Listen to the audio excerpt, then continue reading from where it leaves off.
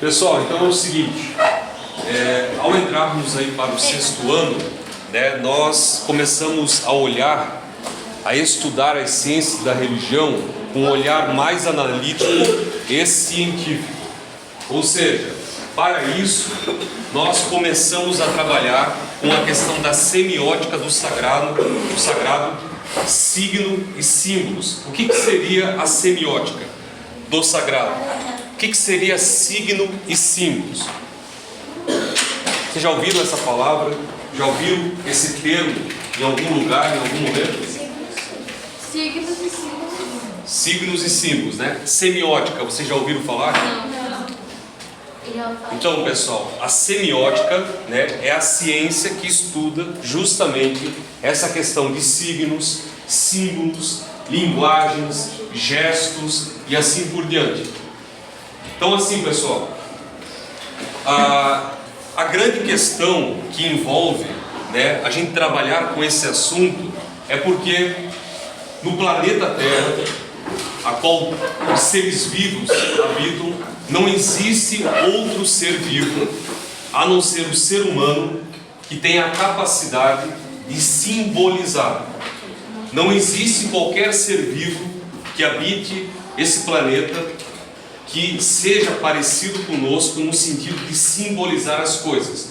Um exemplo, pessoal, bem simples e fácil de entender. Um cachorro, quando ele observa, quando ele se aproxima de um lago, ou de uma poça de água, ou um rio, né, ou um pote de água, ele olha para a água com a único e exclusivo objetivo de quê? De saciar a sede. E qualquer outro ser vivo que existe olha para a água com esse objetivo, segundo aquilo que é natural, aquilo que é biológico. Já o ser humano, além, né, de olhar para a água, né, e ver a água como um objetivo de nutrir nosso organismo, de saciar a nossa sede, nós fomos além disso. A cultura humana, né, há milhares de anos, olhou para a água não apenas como, né, um elemento natural para saciar a sede. Ela também viu o quê? Que a água também poderia ser utilizada como um meio de purificação, de renascimento, de vida e bênção. Quando nós estamos falando aqui sobre a questão de ciência da religião, isso aqui é muito importante para a gente entender a construção cultural religiosa das mais antigas civilizações, né? Desde lá dos sumérios, egípcios, babilônicos, gregos e assim por diante. Então, assim, pessoal, pensar sobre isso, né, nos leva a refletir a seguinte questão: como e por que o ser humano olhou para a água e transferiu a água do ambiente físico, do mundo natural, para uma questão transcendente? O que levou o ser humano, pessoal? Vocês sabem me responder isso? Não? Porque a água seria meio que sagrada, ela é o que mais criava no nosso corpo, meio que seria a gente não sobrevive. Certo. Muito bom. Essa é uma questão interessante, né? A água, como você está utilizando, a questão sagrada, né? Só que assim, pessoal, biologicamente, naturalmente, a água não tem outro objetivo a não ser o quê? Matar a sede. Matar a nossa sede, né? Fazer a manutenção do nosso organismo, né? Os nutrientes ali, né, que a água possui. E é uma questão que os próprios filósofos, já lá com os pré-socráticos, Tales de Mileto, né, que é o pai da filosofia, quando houve aquela transição entre o mitos e o logos, né, o mito e a razão, Tales de Mileto já refletiu isso há 2.700, a 2.600 anos atrás, quando ele separou, né, aquilo que era de uma busca de um conto, né, das fábulas mitológicas lá de Homero e Hesíodo, né, com a Ilíada e Odisseia, onde ele separou essa questão da mitologia para a razão, a refletir sobre isso. Então, ele observou a natureza, por isso que eles são chamados filósofos da natureza, né, filósofos da physis, e ele, de alguma forma, observou que a água é o elemento da origem da vida, né? Ou seja, a água, né, é justamente esse elemento da onde tudo se origina. E, de fato, cientificamente, a água não tem outro objeto, né, outro objetivo a não ser a saciação da sede.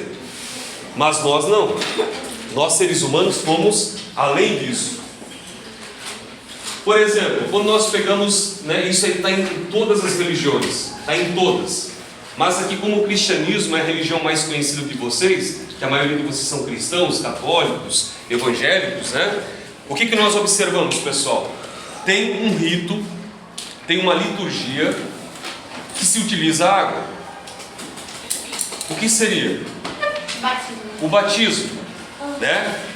Seja no meio católico, no meio evangélico ou ortodoxo, a água se utiliza como um elemento de quê?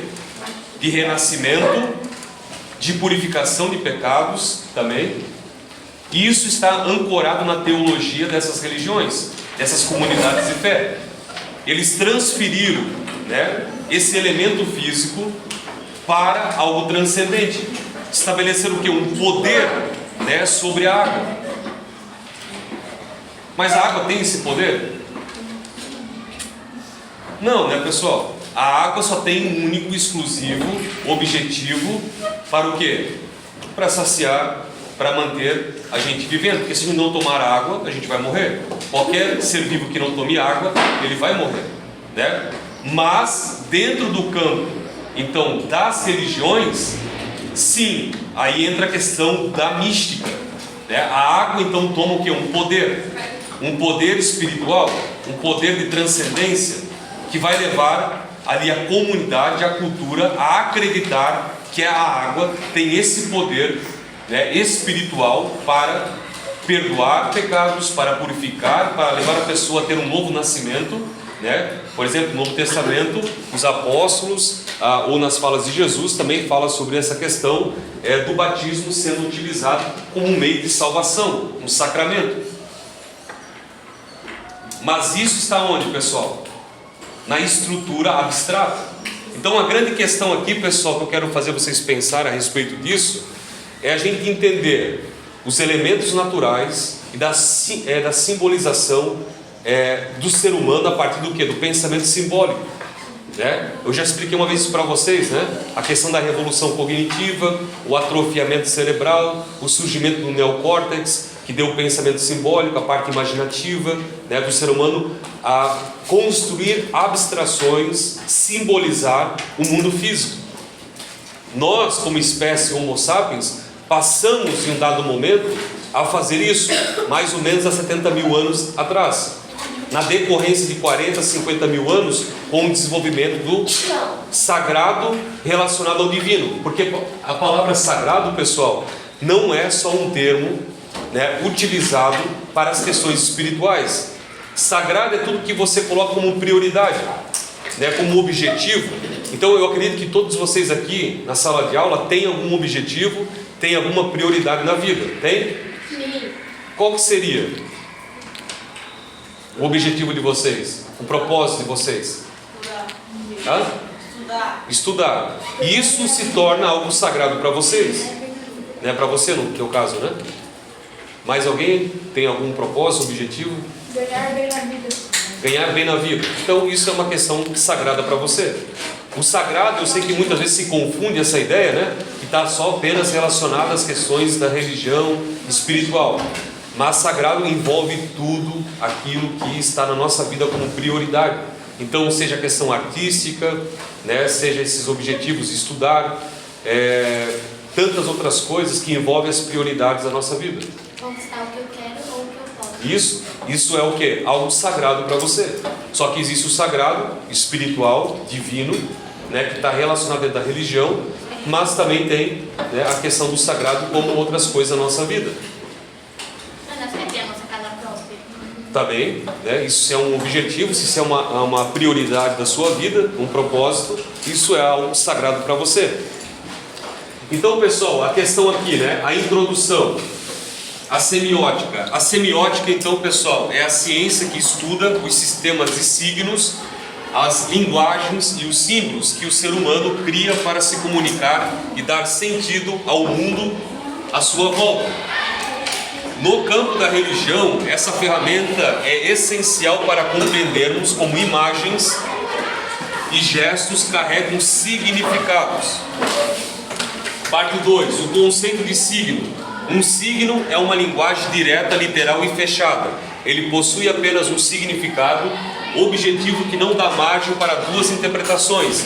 Um exemplo claro disso: uma placa de trânsito com a palavra pare ou a luz vermelha, o semáforo comunica uma ordem imediata e igual para todos os motoristas. Pessoal, vamos pensar um pouco nisso aí. Não existe margem para duas interpretações. Todos nós sabemos, mesmo que vocês ainda não tenham a CNH, né, que quando, né, o semáforo ali dá a luz vermelha, é para o quê? Para parar. A luz verde, para seguir, ok? No inconsciente coletivo da nossa sociedade, nós, na nossa interação social, a gente já sabe disso. A gente percebe, então não tem margem para duas interpretações. Não pode ter uma interpretação da seguinte forma: sinal vermelho, eu vou seguir. Sinal verde, eu vou parar. Ah, mas e o daltônico? Como é que fica a situação dele? Porque o que acontece antes de uma pessoa tirar a CNH? Ela faz o quê? O exame médico. Ela vai aonde? Isso. Vai lá para fazer o quê? O exame. E ali ela vai ser aprovada ou reprovada. Porque precisa, não é só a questão prática de saber dirigir. Precisa desse exame médico, esse laudo, que dê a liberdade para a pessoa ter a CNH. Ok? Então faz parte da questão médica e a questão das aulas práticas e teóricas. Ok? Uma placa, né, que tem a palavra pare, né? Ninguém pode interpretar de uma forma diferente a não ser parar. Ok? Ou tem alguém que segue quando tem a placa ali com a palavra pare? A pessoa para, observa, né, para ver se está tendo algum movimento. Se não tem, a pessoa segue, né? Para evitar o que, pessoal? Um acidente, né? Porque se tivesse margem para duas interpretações, o que aconteceria? O trânsito viraria um colapso, né? Então isso está muito bem fixado na questão da semiótica, na nossa estrutura cerebral, nosso pensamento simbólico, a questão dos símbolos, né? Das linguagens. Outra coisa, a linguagem, por exemplo, nós seres humanos, assim como a escrita, a linguagem nem sempre existiu. A linguagem passou a existir em um dado momento na história da humanidade. Essa língua que nós utilizamos aqui, o português, né, foi um processo de desenvolvimento cultural que foi se estruturando sistematicamente para se tornar aquilo que hoje nós usamos como é chamado de língua portuguesa. Mas lá no período paleolítico, como é que acontecia? Havia o quê?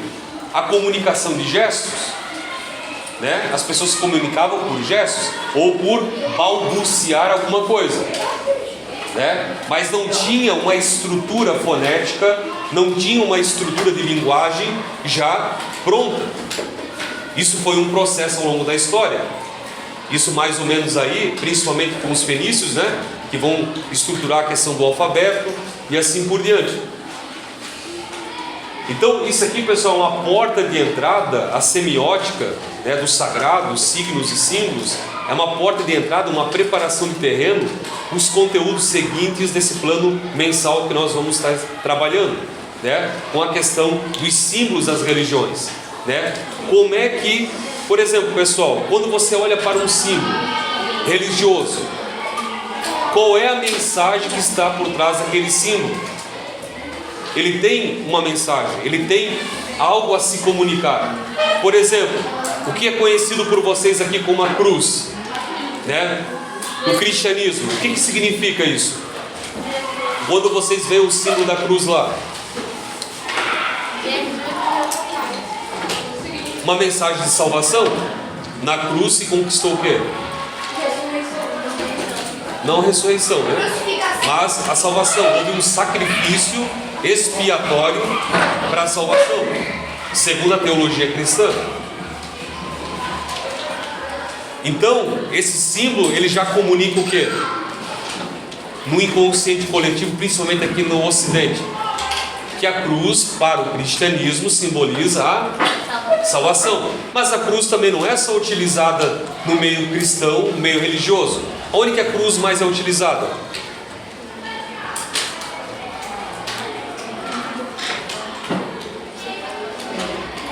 A cruz também é utilizada no meio da medicina, no meio médico. A cruz vermelha, por exemplo, significa o que também? Enquanto a cruz do cristianismo tem uma salvação espiritual, a cruz vermelha da medicina, né, que atua ali a parte médica, também é uma questão que atua como uma salvação física, né? Uma questão para cuidar do corpo. Então tem, né, mais do que uma interpretação.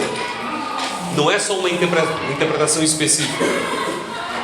Por exemplo, um judeu, né, que sonha com uma cruz, como é que ele vai interpretar isso?